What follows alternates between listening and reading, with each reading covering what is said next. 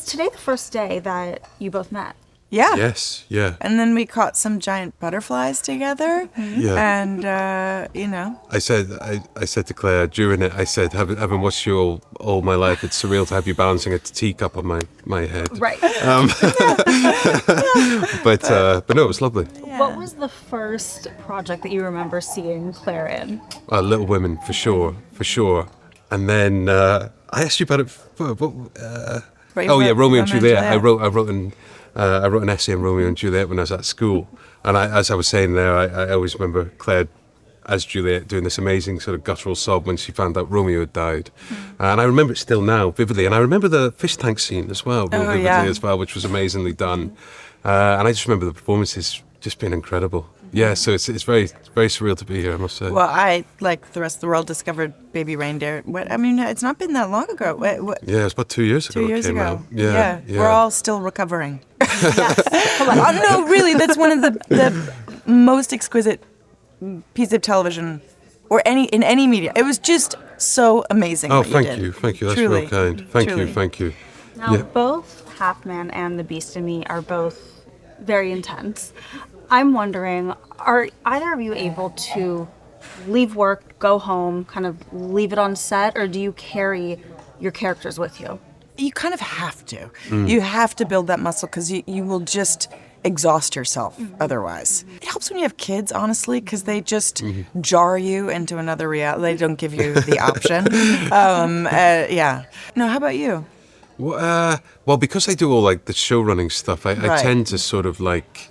It's almost like the second it's cut, I have to like go behind the monitor and start discussing and reviewing, and then I'm back totally in. Totally wild to me. I don't know how you do that. Yeah, it's pretty mad. Like that's the split focus. I remember we were talking about out there. I remember it's kind of like you almost have to have like a dual mindset at all times. Like there's times I'm sort of having to act, and I'm with the actor, and I'm sort of analysing the scene and how it's working from the outside, and you almost have to go with a gut instinct. Do you have sometimes. a creative partner that you can delegate to, who you really trust? Like, are there a set of directors that you work consistently with? So at least you guys have a shorthand, and you know. There was tremendous directors on both projects. Always dialogue, and we try and be as prepared as possible for the day. But I've got that thing in me where I have to sort of know what's going on, and I've got this thing in me where I have to question, almost like you almost doubt something into being. That's almost like the thing, like you try to doubt it until you can't doubt it anymore. And so I always have to sort of be aware of what's going on. So it can be very, it's time pressure on the day, and then you have to be acting. And there's times when you do like a super emotional scene, and then you jump behind the monitor and you're like, discuss, well, maybe we need to pull back or punch in or move the camera a little bit. Right. And then all of a sudden you're sitting down and cameras are up, and you have to sometimes, I have to get myself in the headspace. Yeah. It can be real intense. Has there been a point in which you got caught on that wire, like where you got tripped up and kind of lost your focus? I think you get so used to it that you kind of just have to almost switch in and out.